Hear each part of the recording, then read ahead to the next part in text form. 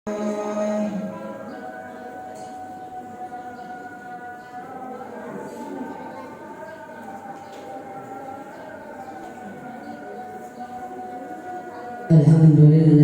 nahmaduhu wa nasta'inuhu wa nastaghfiruh wa na'udzu billahi min shururi anfusina wa min sayyiati a'malina may yahdihillahu fala mudilla lahu wa may yudlil fala hadiya lahu asyhadu an la ilaha illallah wahdahu la syarika lahu wa asyhadu anna Muhammadan 'abduhu wa rasuluh sallallahu ala nabiyyina Muhammadin wa ala alihi wa sahbihi wa sallam tasliman katsiran. Qala Allah Ta'ala ya ayyuhalladzina amanu taqullaha haqqa tuqatih wa la tamutunna illa wa antum muslimun.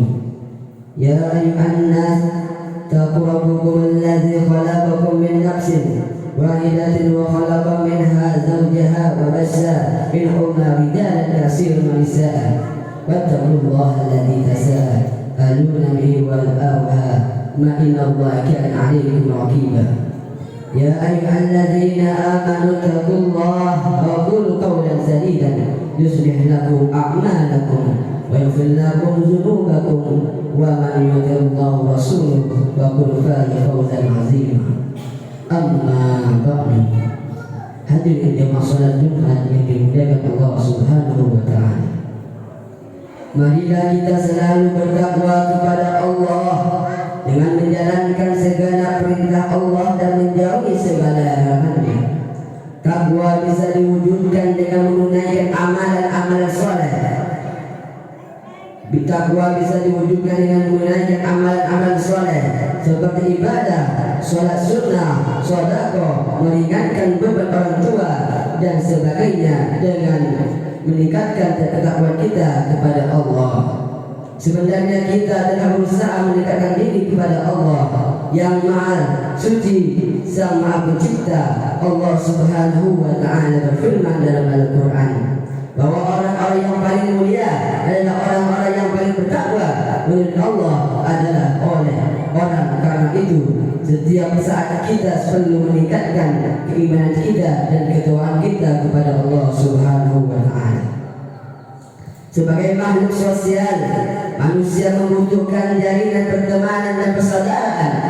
Apalagi saat kita kehidupan semakin berubah, jaringan sosial dan persaudaraan semakin diperlukan saat kita hendak bekerja, bersosialisasi dengan warga, aktif berorganisasi dan sebagainya. Secara sadar maupun tidak, kita telah membuka karena komunikasi kita bertemu orang baru. Kita sebenarnya menambah daftar pertemanan dan persaudaraan kita dalam kehidupan kita. Dengan demikian kita dapat menjalin tali persaudaraan yang lebih luas. Melalui persaudaraan ini sebenarnya kita diberi kesempatan untuk saling bersilaturahmi atau berkunjung. Silaturahmi tidak sebatas memiliki fungsi sosial dan persaudaraan semata. Namun lebih dari itu, silaturahmi merupakan anjuran Nabi sallallahu alaihi wasallam. Walaupun hartanya, walaupun ilmunya banyak, walaupun asal yang dia miliki itu banyak, tapi kalau dia memutuskan tali silaturahmi, hadisnya sahih, dalam Bukhari ada, dalam Muslim ada, la yadkhulul tidak memutuskan tali silaturahmi. Hadirin jemaah yang dimuliakan Allah Subhanahu wa taala. Bagaimana Rasulullah sallallahu alaihi wasallam bersabda, "Man sara'u an yusallahu fi rizqi aw yusqihi wa yusalahu fi asari falyasir rahimah." Barang siapa yang ingin memanjangkan umurnya, dilapangkan rezekinya, maka hendaklah ia menyambung tali silaturahmi. Muttafaqun alaih. Hadirin jemaah salat Jumat yang dimuliakan Allah Subhanahu wa taala. Dari hadis tersebut ada dua hal penting yang perlu kita perhatikan. Pertama, dengan bersilaturahmi kita diberi rezeki oleh Allah yang luas. Kita dapat memahami seringkali kita memperoleh rezeki gara-gara gemar bersilaturahmi. Di tengah hidup yang paling positif di dunia kerja yang semakin sempit dan belum lagi kuatnya sekarang ini mencari pekerjaan menjadi hal yang tidak mudah dilakukan, apalagi bagi orang yang tidak memiliki keterampilan dan kemahiran tertentu.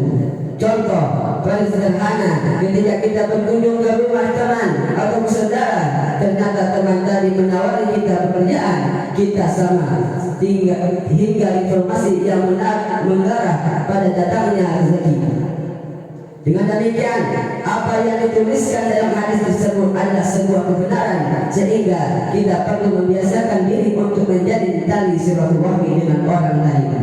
Yang kedua, dengan banyak silaturahmi kita akan dianugerahi umur yang panjang oleh Allah Subhanahu wa taala.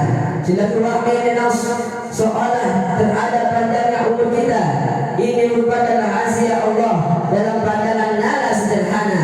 Kenapa seorang yang gemar bersilaturahmi memiliki umur yang panjang? Ini perlu dipertanyakan, karena ia bisa mengontrol dan mengelola pikiran serta kondisi emosinya, keadaan dan dinamika hidup yang pelik serta persoalan hidup membuat siapa saja menjadi stres. Semua persoalan hidup seperti militan utang, deretan kasus, penyakit kronis dan berbagai masalah lain membuat emosi dan kondisi kita makin meningkat. Kondisi tersebut tidak cukup 1 atau 2 minggu saja, tapi bertahun-tahun. Dalam kajian psikologis, kondisi pikiran dan mental manusia yang selalu berada di bawah tekanan akan mengalami depresi berat. Sungguh kondisi seperti itu perlu dibersihkan, dihilangkan atau disegarkan kembali. Salah satunya adalah dengan bersilaturahmi. Karena dengan bersilaturahmi secara tidak sadar kita sama saja meringankan beban dan tekanan pikiran kita. Hadirin jamaah salat Jumat yang dimuliakan Allah Subhanahu wa taala. Begitu pentingnya silaturahmi. Rasulullah SAW memberi komparasi atau perbandingan pahala yang besar mengenai aktivitas ini. Rasulullah SAW bersabda bahwa menyambung silaturahmi lebih besar pahalanya daripada memperbudakkan seorang budak. Diikuti dalam hadis Sahih Bukhari dari Mu'ainah Ummul Mukmin, beliau berkata, "Ya Rasulullah, as'alta anna ataqtu walidati qala awaf anti qala na'am qala amma innaki law a'taitaha aqwalaki kana a'zama ajrika." Wahai Rasulullah, tahukah kau bahwa aku memperbudakkan? Nabi bertanya, apakah engkau telah melaksanakannya? Iya, kata Maimunah menjawab, iya Nabi. Bersabda sallallahu alaihi wasallam, seandainya engkau berikan budak itu kepada paman-pamanmu, maka itu akan lebih besar pahalanya. Silaturahmi tidak hanya mempunyai fungsi sosial semata, tapi lebih dari itu juga memiliki fungsi ritual dan ibadah. Hubungan silaturahmi tidak hanya bersifat horizontal saja, tetapi juga bersifat vertikal. Begitu juga dengan Rasulullah SAW mengabarkan pentingnya menjalin tali silaturahmi. Terlebih lagi silaturahmi kepada orang-orang terdekat seperti orang tua, paman, saudara dan kerabat dan lainnya. Karena itu kita tidak diperkenankan memutus hubungan silaturahmi yang sudah terjalin. Sebab dengan memutus hubungan itu maka terputuslah pula tali persaudaraan kita dan persahabatan kita. Selain itu, umat muslim akan mudah tercerai-berai dan diadu domba, sehingga mengakibatkan kekuatan Islam mudah diruntuhkan. Dalam hadis Nabi dijelaskan bahwa setiap muslim dengan muslim yang lain ibarat bangunan yang kokoh, antara satu dengan lain bisa saling menguatkan. Oleh karenanya, jangan sampai kita meruntuhkan kekuatan kita sendiri. Allah Subhanahu wa taala berfirman dalam Al-Qur'an tentang larangan memutuskan hubungan yang sudah terjalin dengan baik. Walladzina yanquduna ahdallahi min ba'di mitsaqih wa yaqta'una ma amara Allah bihi an yusalla wa yufsiduna fil ardh ulaika lahumul la'natu wa lahum su'ud dar. Quran surah Al-A'raf ayat 25. Orang-orang yang merusak janji Allah setelah dikaratkan dengan teguh dan memutuskan apa-apa yang telah diperintahkan Allah supaya dihubungkan dan mengadakan kerusakan di bumi, orang-orang itulah yang beroleh kutukan dan bagi mereka tempat kediamannya yang buruk di neraka Jahannam. Hadirin jemaah yang dimuliakan Allah Subhanahu wa taala. Termasuk dosa besar adalah memutuskan hubungan dengan orang tua kita sendiri, sebab hal ini merupakan bentuk kedurhakaan kita anak pada orang tua.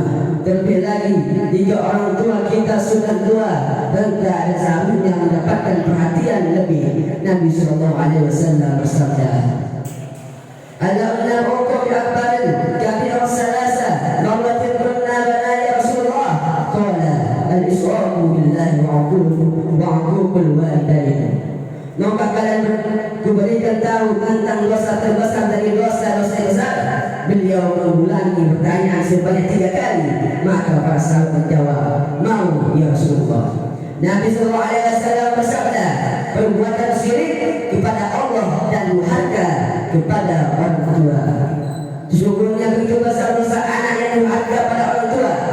Tingkatan dosa itu berada di urutan kedua setelah dosa syirik kepada Allah.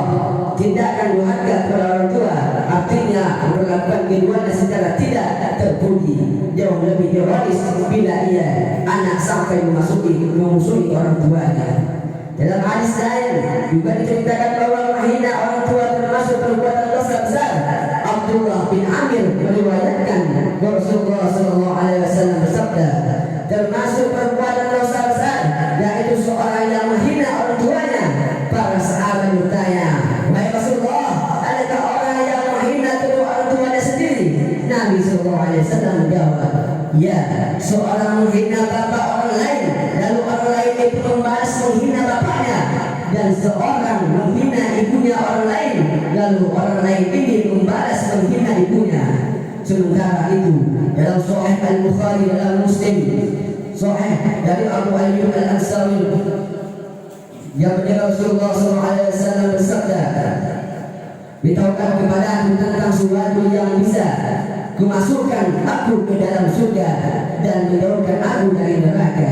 Nabi SAW bersabda, sungguhnya dia telah diberi taufik atau sungguhnya dia telah diberi hidayah. Apa tadi yang engkau katakan? Orang itu pun mengulangi perkataannya. Setelah itu Nabi SAW bersabda, engkau beribadah kepada Allah dan tidak menyebutkannya dengan suatu apapun, makanya salat, membayar zakat dan menyambung silaturahmi. Setelah orang itu pergi, Nabi SAW bersabda, jika ia melaksanakan apa yang aku perintahkan, pasti dia masuk surga. Aqulu ma tasma'un wastaghfirullah li wa lakum wa lisa'il muslimin wal muslimat fastaghfiruhu innahu ghafurur rahim.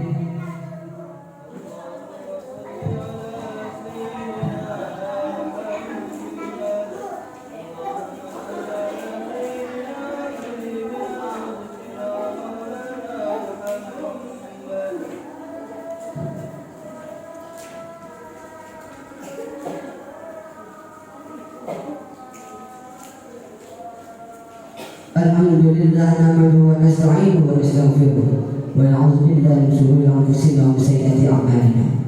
Asyhadu an la ilaha illallah wahdahu la syarika lahu wa asyhadu anna Muhammadan 'abduhu wa rasuluh.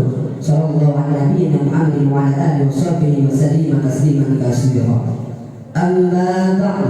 Qala Allah ta'ala, ya ayyuhalladzina amanu taqullaha haqqa tuqatih wa la tamutunna illa wa antum muslimun. Ya ayyuhalladzina amanu taqullaha wa qulu qawlan sadidan yuslih lakum a'malakum wa yaghfir lakum dhunubakum wa man yuti'illah wa rasulahu faqad faza fawzan 'azima. Allahumma shalli 'ala Muhammadin wa 'ala ali Muhammadin kama shallaita 'ala Ibrahim wa 'ala ali Ibrahim wa barik 'ala Muhammadin wa 'ala ali Muhammadin kama barakta 'ala Ibrahim wa 'ala ali Ibrahim innaka Hamidum Majid. Allahumma ighfir lil muslimin wal muslimat wal mu'minin wal mu'minat al ahya'i minhum wa anhum innaka samiul qarib mujibud da'wat. Rabbana la tuzigh qulubana ba'da idh hadaytana wa hab lana min ladunka rahmah innaka antal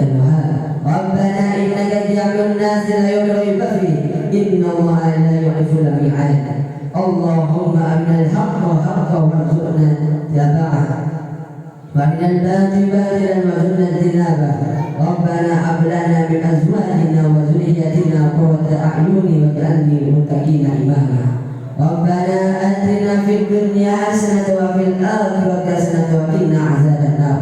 سبحان ربك رب العزة عما يصفون والسلام على المرسلين والحمد لله رب العالمين. وصلى الله على محمد